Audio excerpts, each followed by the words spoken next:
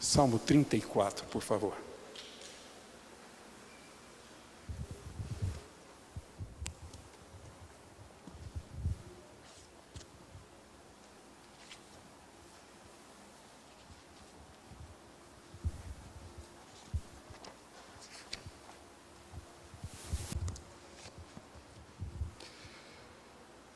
Diz assim, Salmo de Davi, quando se fingiu amalocado na presença de Abimeleque e por este expulso, ele se foi. Bendirei o Senhor em todo o tempo, seu louvor estará sempre nos meus lábios. Gloriar-se-á o Senhor, a minha alma, os humildes o ouvirão e se alegrarão. Engrandecei o Senhor comigo, e todos a uma lhe exaltemos o nome. Busquei o Senhor e ele me acolheu, livrou-me de todos os meus temores. Contemplai-o e sereis iluminados, e o vosso rosto jamais sofrerá vexame. Clamou este aflito, e o Senhor o ouviu, e o livrou de todas as suas tribulações. O anjo do Senhor acampa-se ao redor dos que o temem e os livra. Ó, provai e vede que o Senhor é bom. Bem-aventurado o homem que nele se refugia. Temei o Senhor, vós, os seus santos, pois nada falta aos que o temem. Os leãozinhos sofrem necessidade e passam fome, porém os que buscam o Senhor, bem nenhum lhes faltará. Vinde, filhos, e escutai-me, e eu vos ensinarei o temor do Senhor. Quem é o homem que ama a vida e quer longevidade para ver o bem? Refreia a tua língua do mal e os lábios de falarem dolosamente. Aparta-te do mal e pratica o que é bom. Procura a paz e empenha-te por alcançá-la. Os olhos do Senhor repousam sobre os justos, e os seus ouvidos estão abertos ao seu clamor. O rosto do Senhor está contra os que praticam o mal, para lhes extirpar da terra a memória. Clamam os justos, e o Senhor os escuta, e os livra de todas as suas tribulações. Perto está o Senhor dos que têm o coração quebrantado, e salva os de espírito oprimido. Muitas são as aflições do justo, mas o Senhor de todas o livra. Preserva-lhe todos os ossos, nenhum deles sequer será quebrado. O infortúnio matará o ímpio, e os que odeiam o justo serão condenados. O Senhor resgata a alma dos seus servos, e dos que nele confiam, nenhum será condenado, diz Davi. Vamos orar mais uma vez? Pai, o nosso desejo é que o Senhor receba a nossa adoração, como acabamos de cantar, como uma expressão sincera do nosso coração. Mas além de falar ao Senhor e de dizer ao Senhor dos nossos anseios, dos nossos propósitos, como fizemos através dos cânticos e da oração, nós queremos também ouvir o Senhor. Por isso pedimos que agora o Senhor fale conosco por meio da Tua palavra. Que o Teu Espírito, com liberdade, nos ensine as Tuas verdades, exatamente dentro dessa necessidade íntima e pessoal que temos. Pedimos assim que o Senhor nos abençoe, a nós que aqui estamos e aqueles que nos acompanham na transmissão, impedidos de estarem conosco. Que o Senhor os visite com a Tua graça e que essa palavra seja de fato consolo e conforto na vida de todos eles. É o nosso pedido, a nossa oração em Cristo Jesus. Amém. Meus irmãos, há um elemento em nossa vida que sempre temos extrema dificuldade em lidar.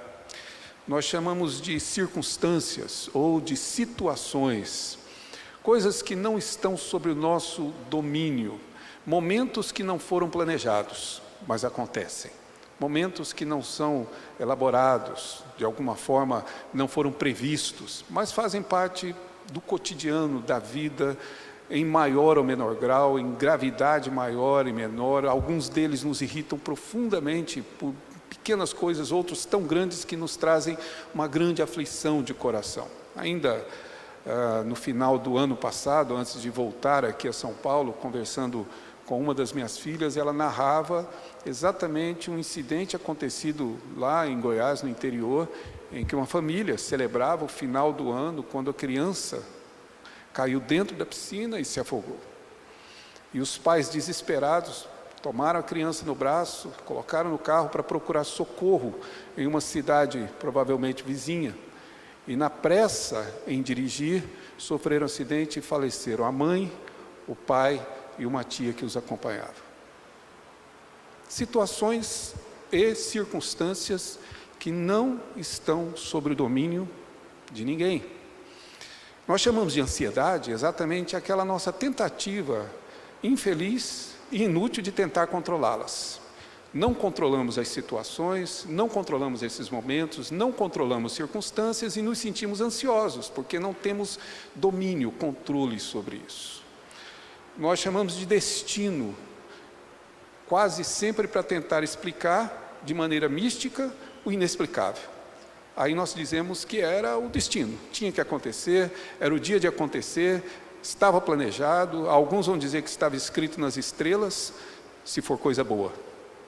Se não for, vai dizer que, na verdade, esse destino estava projetado e por isso não tinha como fugir dele. Mas é quase que uma ideia meio mística nossa de tentar explicar o que não tem explicação mesmo. Não tem como nós elaborarmos explicações e causas finais para todos esses momentos. Ou seja, acontecimentos que não são planejados. E nós não sabemos, ou precisamos, somos desafiados a agir diante deles. Quase que improvisadamente, que é muito mais reagir do que agir. Nós não sabemos o que vai acontecer, e então temos que reagir exatamente naquele momento. Temos que enfrentar essas circunstâncias e precisamos superá-las. Como podemos sobreviver a situações assim? São todas questões de grande importância sobre nós. Mas, acima de tudo, como entendê-las? Como compreendê-las? Elas fogem à nossa lógica.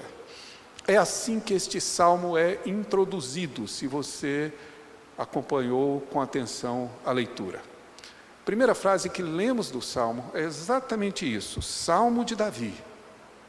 Quando se fingiu de amalocado, ou se fingiu amalocado na presença de Abimeleque, e por este expulso ele se foi. Essa citação, ela se refere a uma passagem na vida de Davi, que está escrita lá em 1 Samuel, capítulo de número 21, verso 10 e verso 15. Então, se você puder, por favor, abrir nesse texto, no primeiro livro, no capítulo 21,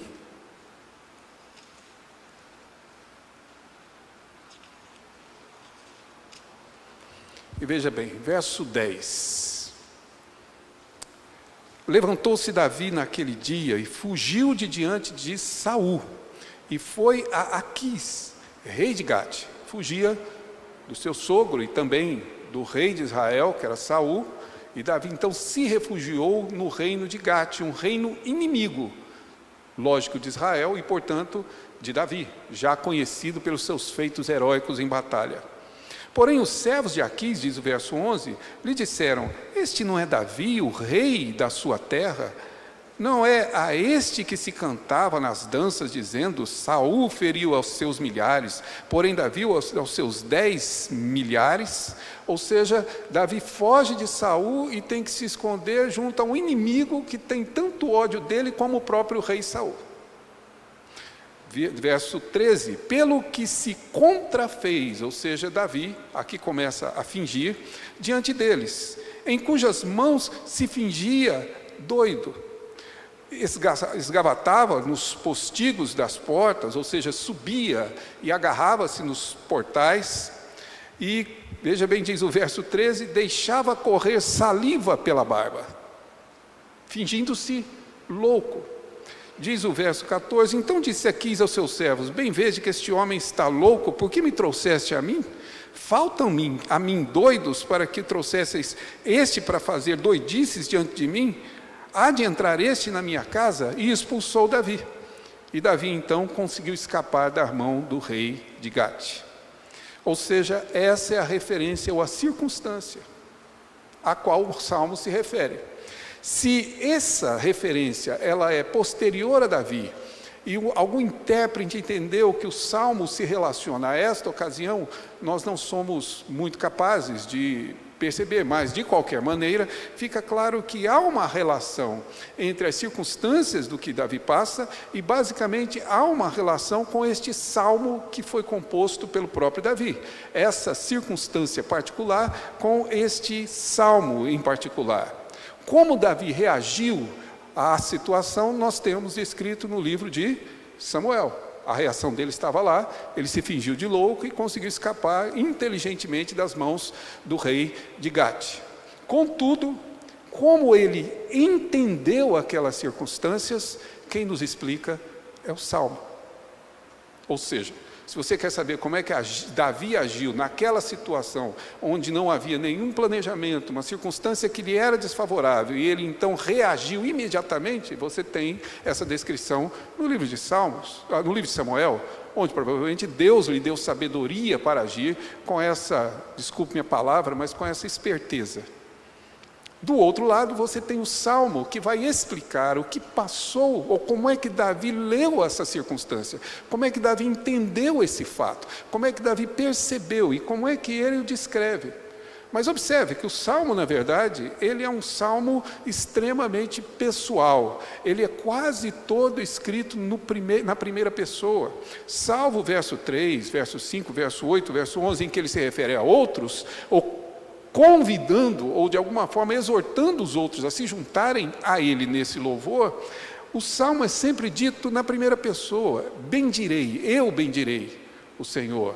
Ele diz, na verdade, no verso 2, alegrar-se-á no Senhor a minha alma, os meus lábios sempre, sou eu ensinarei. É Davi trazendo exatamente o seu testemunho pessoal diante dessa circunstância.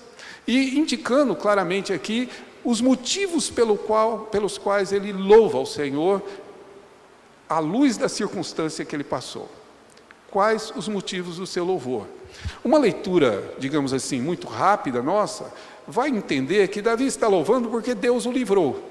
Verso 4, se você estiver acompanhando, diz aí, busquei ao Senhor e Ele me acolheu, livrou-me de todos os meus temores. Verso de número 6, clamou este aflito e o Senhor o ouviu e o livrou de todas as suas tribulações. Então, geralmente, quando lemos esse texto, a nossa perspectiva é a seguinte: eu estava passando por dificuldades, eu orei, o Senhor ouviu a minha oração, respondeu e me livrou, e então eu louvei. Não é assim que lemos o texto? Se eu estiver enganado, por favor. Mas é a maneira, a nossa lógica é essa. Eu estou vivendo uma grande aflição, eu dobro os meus joelhos e clamo ao Senhor aflito, o Senhor ouve a minha oração e me responde favoravelmente, ou seja, me livra dessas tribulações, e então, livre da tribulação, eu compareço perante Ele e canto um louvor, ou elaboro, ou componho, como era o caso de Davi. Nem todos nós temos esse dom, essa capacidade, mas ele louva ao Senhor, ou louvamos ao Senhor por essa razão.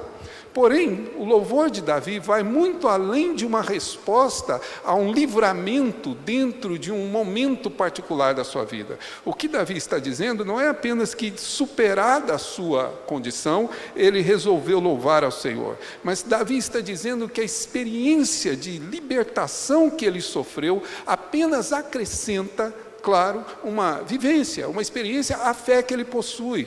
Ou, se eu puder dizer de uma outra forma, Davi louva o Senhor por conta daquilo que ele crê que o Senhor de fato é. Ele louva o Senhor a partir da forma como ele crê em Deus. A sua experiência de vida apenas reforça, consolida essa própria fé e explica exatamente essas circunstâncias. Ou seja, é um pouco diferente do que nós fazemos. Ou, se eu puder colocar isso de uma outra forma, o que Davi crê sobre Deus é que o leva a louvar.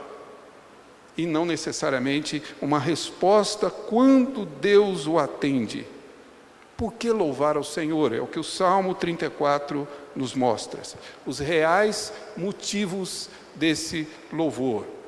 E gostaria que você me acompanhasse, porque isso está, na minha opinião, extremamente evidente no Salmo, que já abre com uma declaração, com uma definição do que de fato o louvor para Davi é.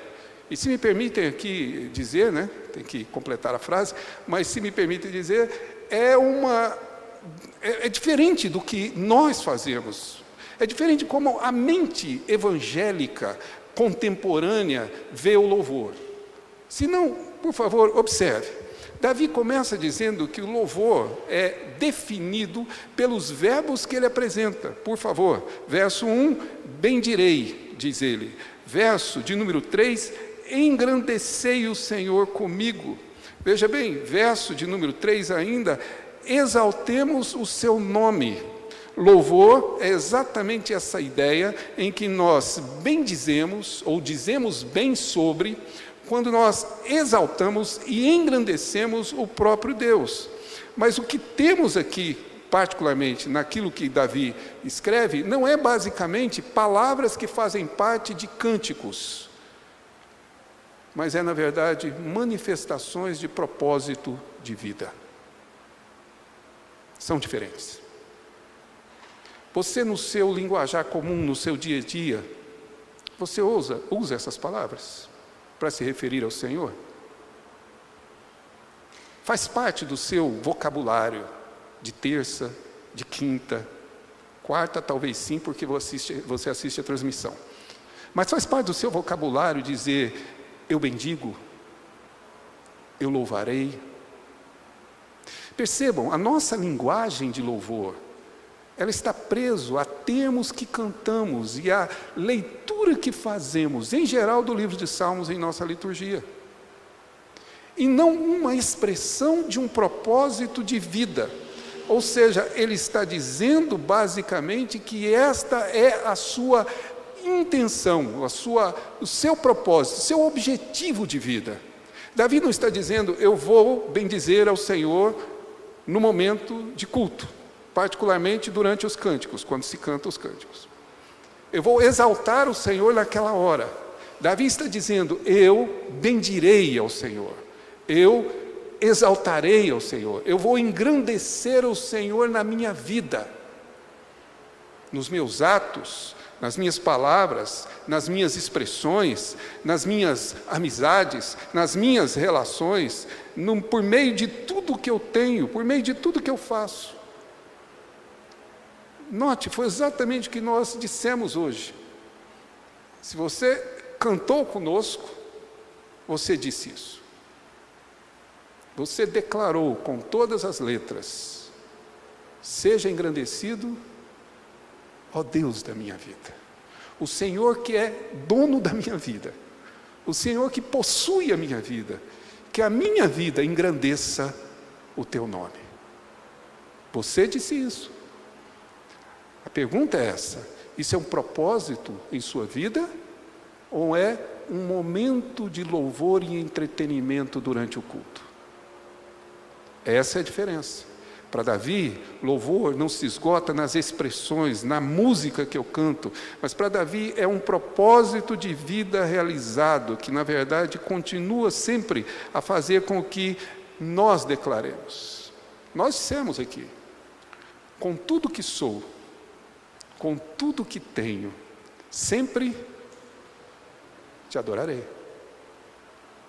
Propósito é uma declaração de, mas é mais do que uma expressão e uma declaração, se você puder observar. Diz o verso de número 2, que ele gloriar-se-á no Senhor. Leia bem, ele não está dizendo que ele glorificará o Senhor, ele está dizendo que ele se gloriará, ou seja, ele gloriar-se-á, significa basicamente, conforme diz o paralelo do mesmo verso, que ele vai se alegrar no Senhor. Davi não está dizendo que ele vai satisfazer o Senhor, que ele vai alegrar o Senhor, ele está dizendo o contrário, que o Senhor é quem vai me alegrar, eu vou me alegrar nele, eu vou me satisfazer nele, o meu prazer está exatamente no Senhor. Por isso eu introduzi aqui o nosso culto com o Salmo 1, porque se este momento para você e para mim não é de prazer, meu irmão, não existe adoração aí.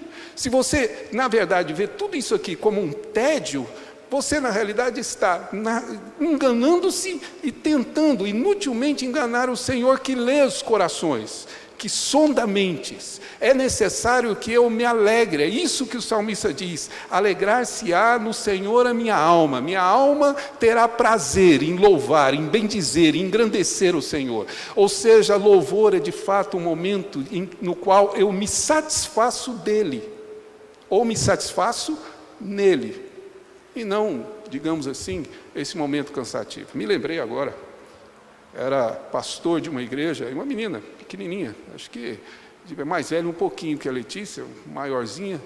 Quando eu fui entrar, o púlpito ficava junto ao bebedouro, então tinha uma porta secreta lá, uma espécie de bate-caverna, você passava lá para chegar na frente, e quando eu passei ali no corredor, ela me viu de terno e gravata, e ela fez uma pergunta. Ela falou: pastor, o culto hoje vai demorar? E por culto hoje, vocês sabem, é sermão. O culto hoje vai demorar? E claro, o pastor gosta de enganar as pessoas, diz: não, hoje não vai demorar não. Ela falou: e quem vai pregar? Eu falei: sou eu. Então vai demorar. Vai mesmo. Porque nem sempre esse momento é um momento que traz para nós essa alegria, esse prazer, esse desejo de estar ali. Ao contrário, a Covid foi conveniente para muitas pessoas, que se sentiam obrigadas a vir. Agora só podem vir quem tem desejo. Porque quem não tem desejo, já tem o seu laudo médico, já com a sua justificativa, seu atestado médico para não vir. Essa é a perspectiva. Davi diz: minha alma se gloriará no Senhor, alegrar-se-á no Senhor. E veja bem, eu sei que as circunstâncias são adversas, eu sei que as circunstâncias são opostas. Davi está fugindo, Davi está sofrendo, como nós também. Mas Davi não está dizendo que ele se alegra no sofrimento.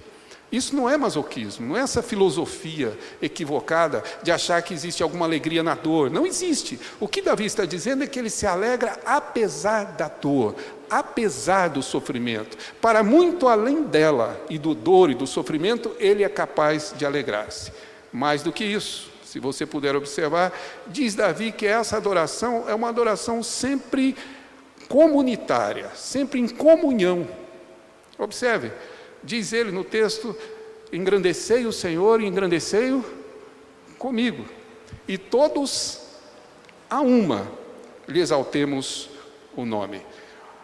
O que ocorre aqui com Davi é que, na verdade, a sua alegria por louvar ao Senhor é tão grande que ele tem um desejo, um anseio que todos os seus irmãos, todos os seus amigos, todas as pessoas que ele reputa aqui como sendo santos, e ele fala isso no Salmo, que todos eles louvem, que todos eles tenham essa mesma satisfação, que todos eles se alegrem, que todos eles, na verdade, tenham prazer no Senhor. Um desejo íntimo de que as pessoas compartilhem comigo dessa alegria. Deixa eu tentar ilustrar isso, né? Pelo menos tentar.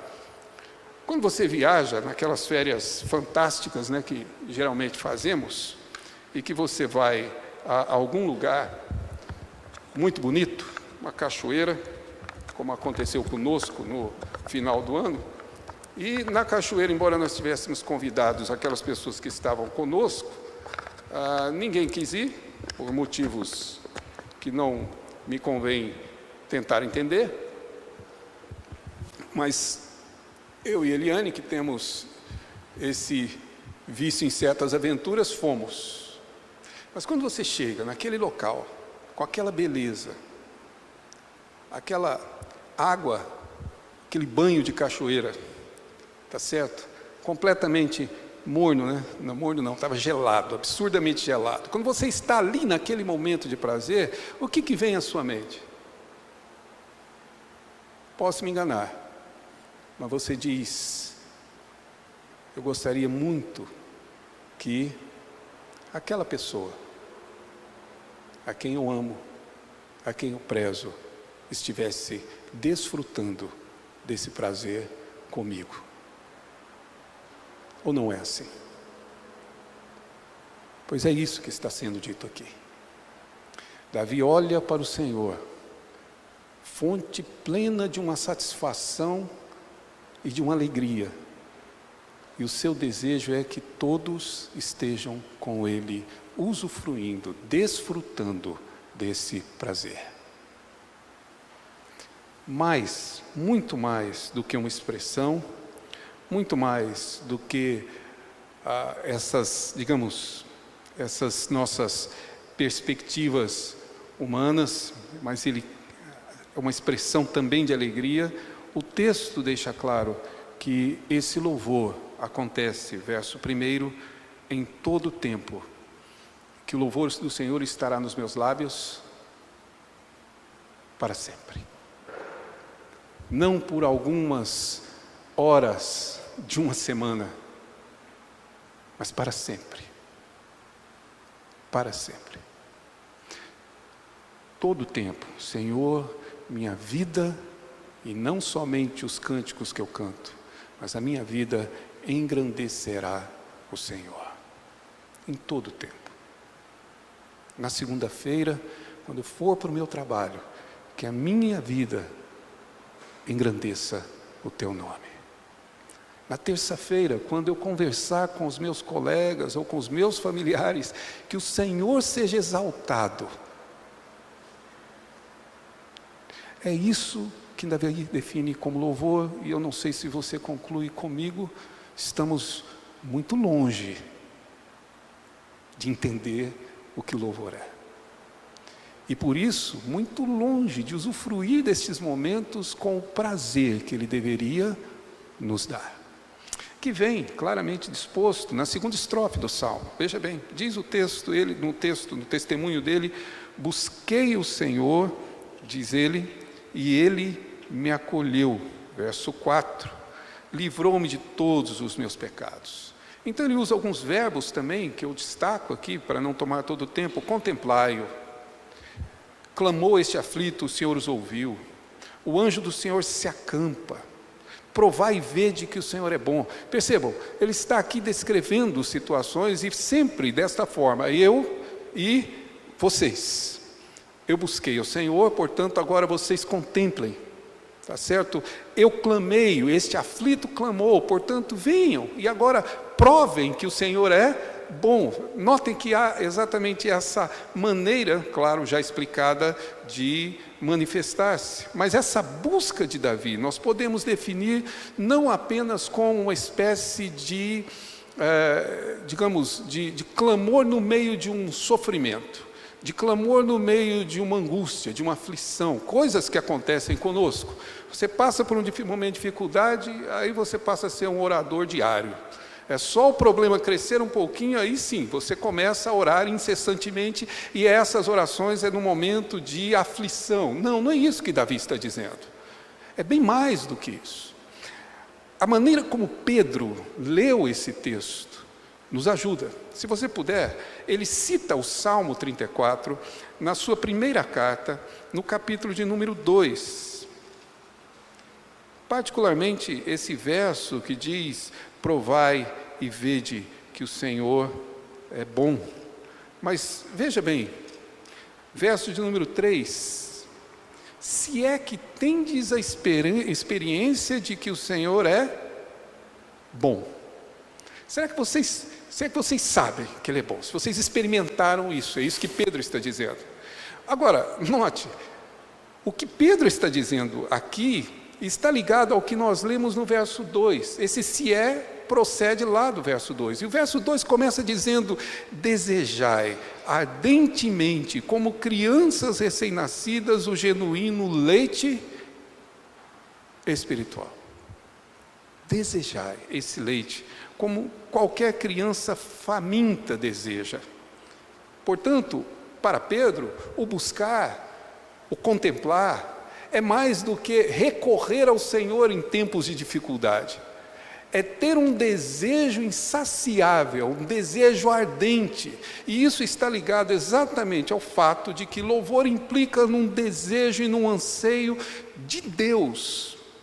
E que, infelizmente, nós esquecemos de ver como o maior desejo de nossas vidas. Há um autor que eu estou lendo agora, chamado James Houston. James Houston escreveu um livro chamado Desejo.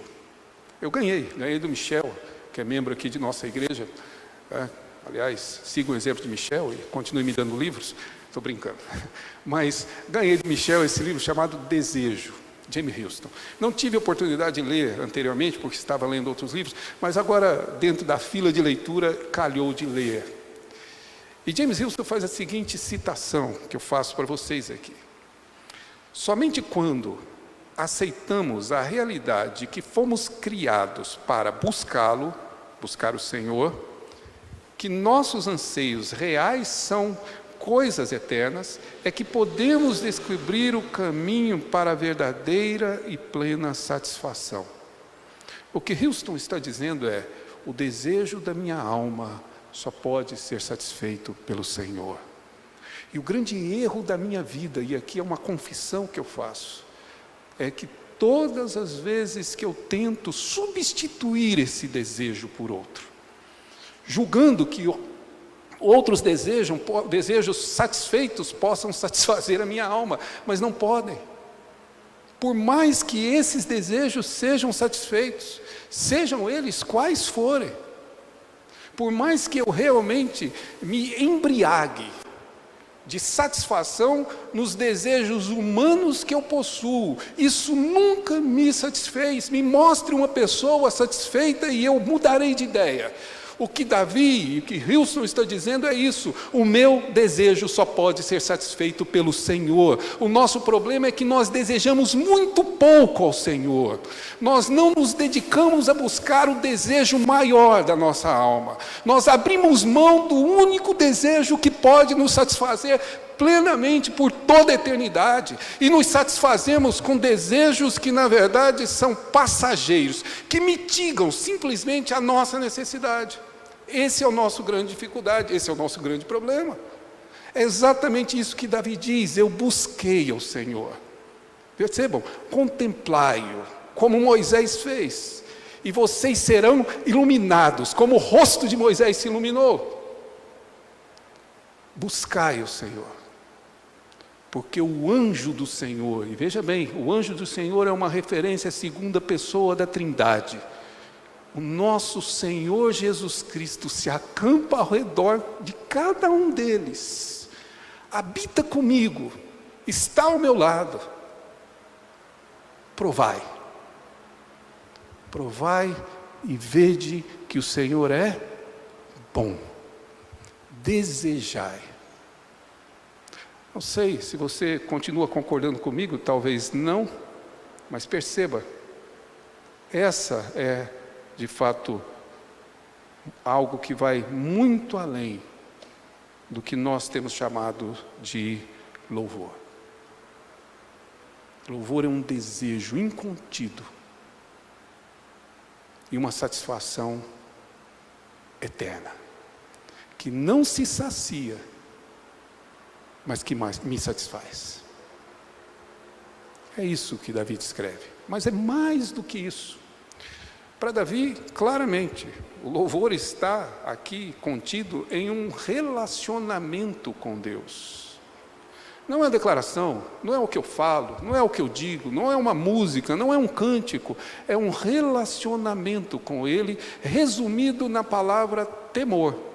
Se não, observe, 34, ele vai repetir isso, pelo menos no verso de número 7, o anjo do Senhor se acampa ao redor dos que o temem. Diz isso no verso de número 9, quando ele diz: temei ao Senhor, vós os seus santos, pois nada falta aos que o temem. E diz isso no verso de número 11: vinde, filhos, escutai, e eu vos ensinarei o temor. Claro, a ênfase aqui é no temor, porque temor aqui é uma relação, um relacionamento que claramente aqui envolve a presença desse anjo do Senhor, mas é um relacionamento, e não apenas alguns momentos e algumas declarações ou algumas expressões que eu faço, mas uma relação que existe, chamada de temor, que de fato significa tratar a Deus como Deus, respeitá-lo e reverenciá-lo como Deus, não tratá-lo como igual. Igor não está aqui para confirmar, mas entre os meus alunos, nem sei se foi da turma dele, havia um aluno, um seminarista, que era, bom, não vou denegrir a imagem dele, mas ele tinha um costume. Eu não tenho nenhum problema, sabe, de ser chamado pelo nome, não tenho nenhuma dificuldade. Mas quando você entra dentro de uma sala de aula, tá? A Léo vai confirmar isso, ali você precisa exercer sua autoridade, né, Manu? Você tem que ser, e o aluno precisa te ver como uma autoridade. Isso faz parte do nosso aprendizado. Pois esse colega, esse menino era um problema. Eu chamei de colega porque era assim que ele me chamava, a mim e todos os pastores que entravam na sala de aula. E aí, colega, tudo bem? Geralmente chegava atrasado na aula, interrompia a aula, e além de interromper a aula, ele passava por mim e dizia: e aí, colega, bacana? Colega. Veja bem, ele estava perdendo exatamente esse senso necessário de uma relação que existe, na qual existe um princípio de autoridade. É isso que o temor significa. Ou seja, é uma relação. Aqueles que temem ao Senhor, que não tratam Deus como seu igual, mas entendem que Ele é de fato soberano sobre todas as coisas, a esses que o temem, que se relacionam com Ele, que é a nossa resposta à sua aliança, a essas pessoas, o anjo do Senhor acampa ao redor. Essa linguagem para nós parece não muito clara, mas se você pudesse em algum momento estudar a peregrinação do povo de Israel, vocês vão se lembrar que a Arca da Aliança ficava no tabernáculo, que ficava no meio exatamente de todas as outras barracas, para ficar mais claro, as outras tendas, que ficavam em volta, e quando eles paravam, acampavam, era exatamente esse acampamento em volta que protegia a arca. Davi diz o contrário, que quem se acampa ao meu redor para me proteger é o meu Senhor, é o anjo do Senhor, é o meu Redentor, é Ele que está acampado à minha volta, me guardando. Por quê? Porque eu tenho uma relação com Ele de temor. Mas, diz o verso de número 9, verso 9, exatamente isso, 9 e 10, numa figura de linguagem.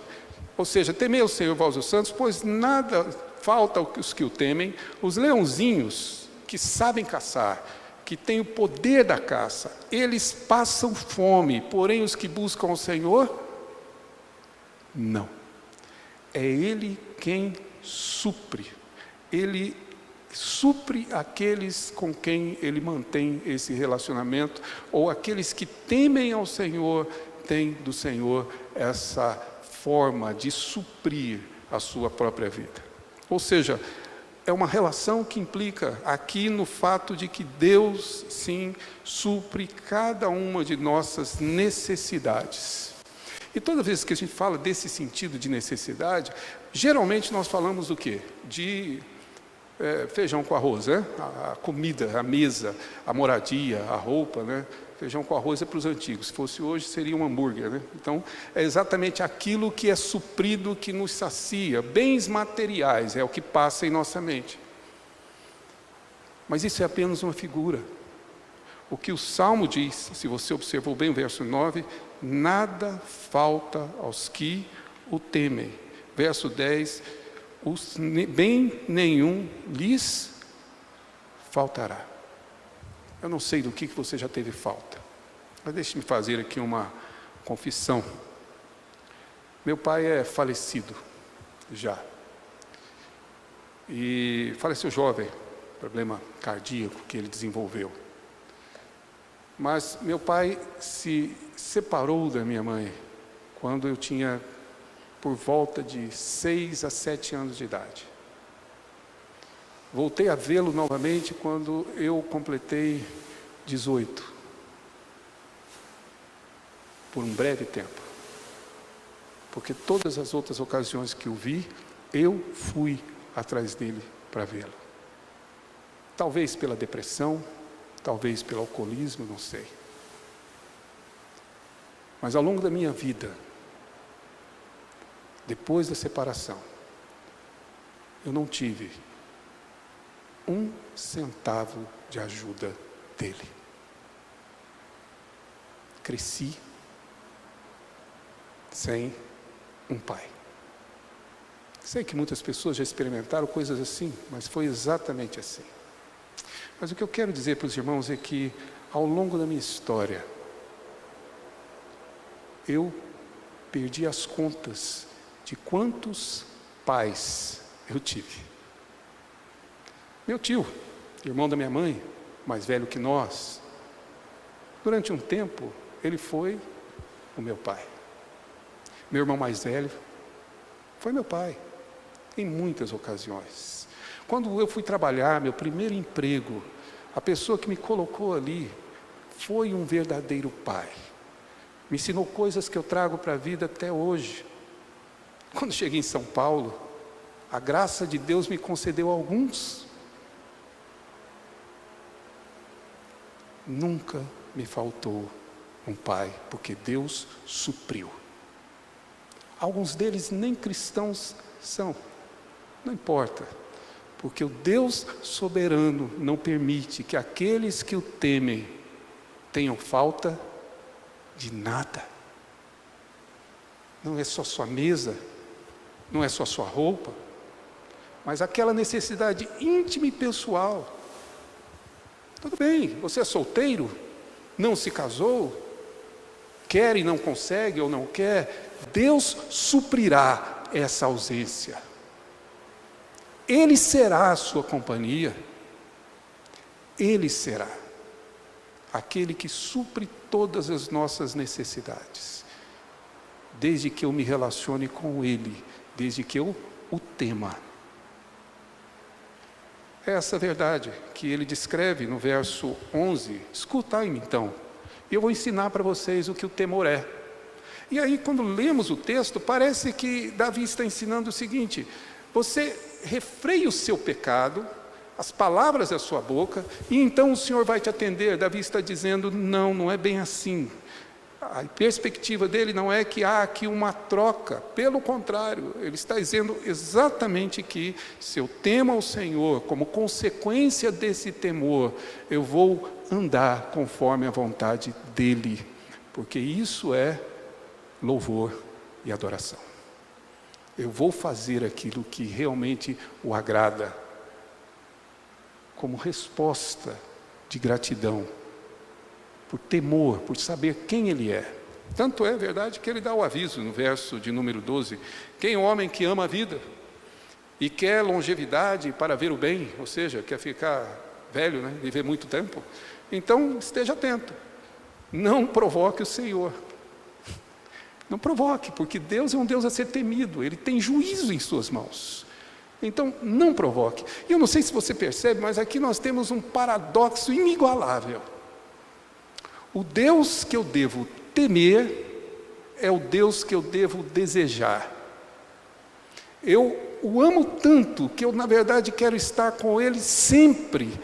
Mas estar com Ele implica estar temendo, de fato, e aquele que diante de mim está. Não sei se vocês conseguem perceber, mas essa é uma relação completamente paradoxal para as nossas mentes. Nós, equivocados, achamos que os filhos só vão nos amar se eles não nos temerem.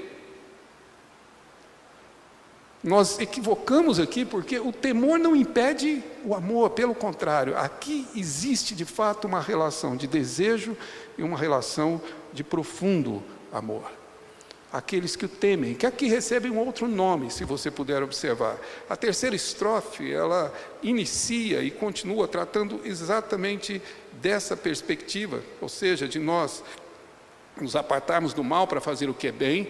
E aí ele diz no verso 15: os olhos do Senhor repousam sobre os justos, e os seus ouvidos estão abertos ao seu clamor, no entanto o seu rosto está contra, para lhe extirpar da terra aqueles que na verdade praticam o mal.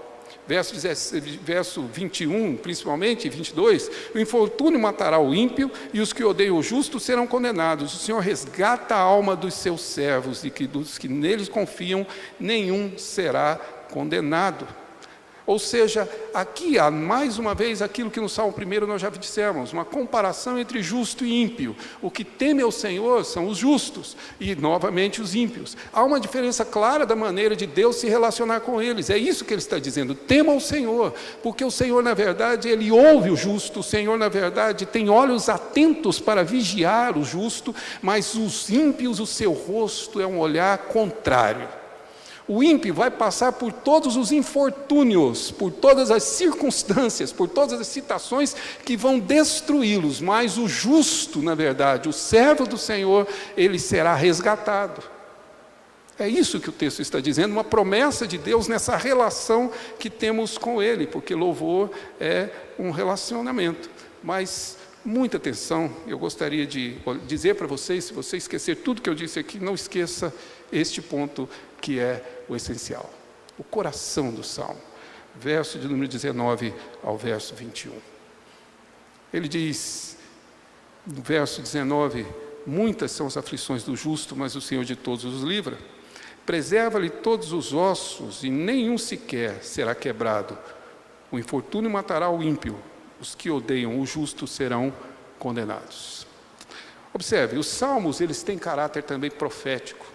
Este é um salmo profético, porque esse texto é citado por João, capítulo 19, verso 36, se você depois quiser observar, quando João vê Jesus crucificado, e os guardas, depois de perfurar o seu lado, não quebram as suas pernas para que ele pudesse morrer mais rápido, porque ele já havia surpreendentemente morrido, claro, ele se entregou, não foi morto, mas ele já havia surpreendentemente sido morrido antes, inclusive, dos demais, então as suas pernas não são quebradas, e João cita o quê? Cita este salmo. A profecia do Salmo, ele está dizendo, como Davi disse, lembram-se, nenhum dos seus ossos será quebrado. Portanto, meus irmãos, o verso de número 19 ao verso 21 é uma referência a Jesus Cristo. Há uma diferença evidente no texto, se você puder observar. Ele traz os justos no plural e fala do justo no singular. Percebam, ele vai dizer no verso 17, clamam os justos,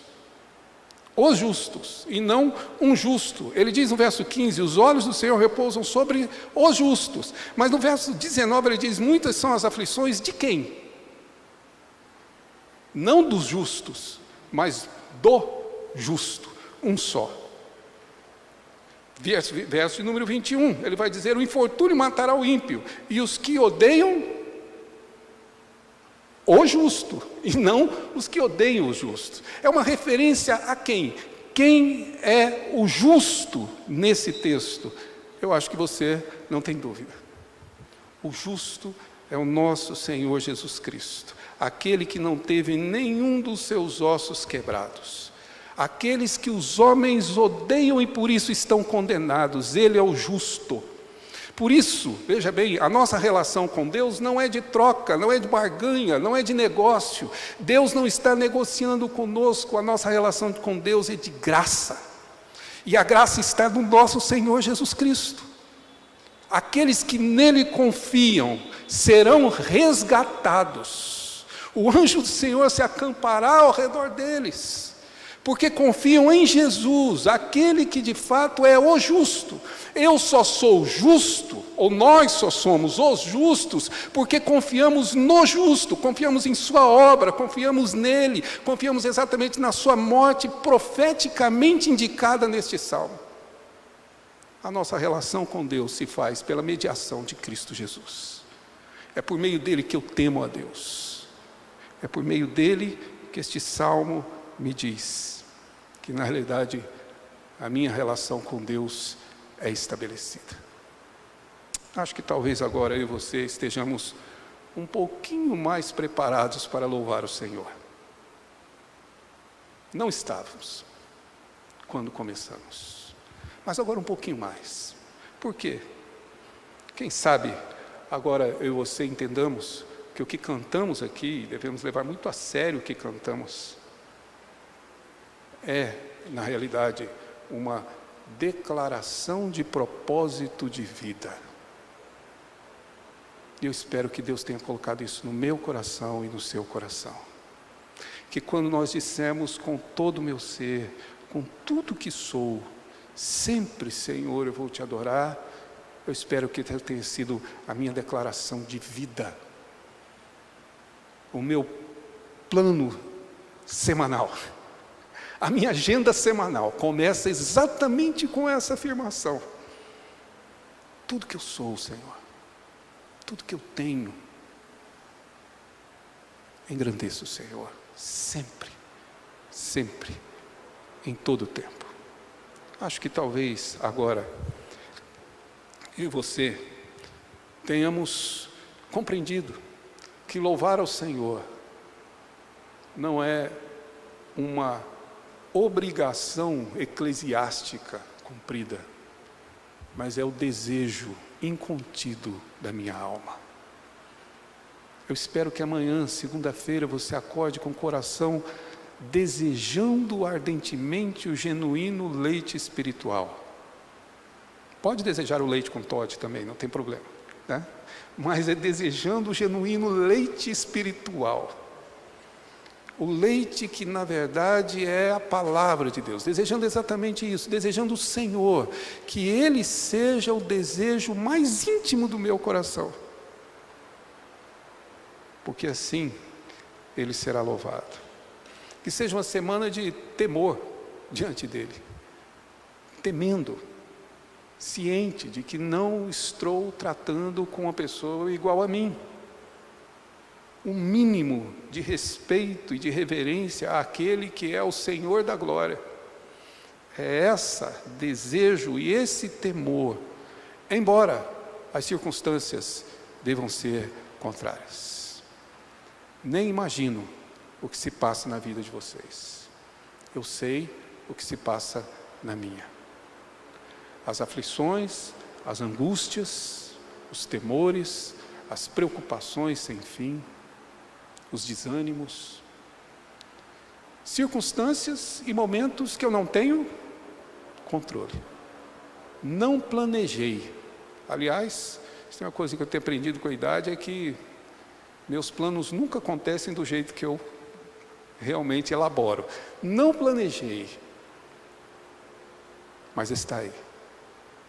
Eu tenho que reagir. Como? Não sei. Sei que Davi reagiu daquela forma. Peço a Deus que dê sabedoria e reagir e superar a dor, o sofrimento. Mas como entender isso? Apesar de sofrer angustiosamente aqui, eu me alegro por causa da alegria que eu tenho no Senhor, nele, e por causa de tudo o que Ele me ofereceu.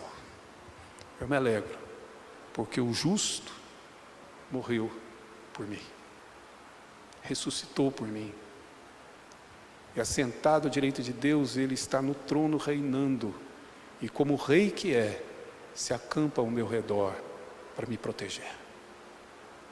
Por isso, eu posso de fato louvar o seu nome com alegria e com prazer. Que eu espero tenha sido esses momentos aqui. Espero, sinceramente, que você tenha encontrado prazer no Senhor.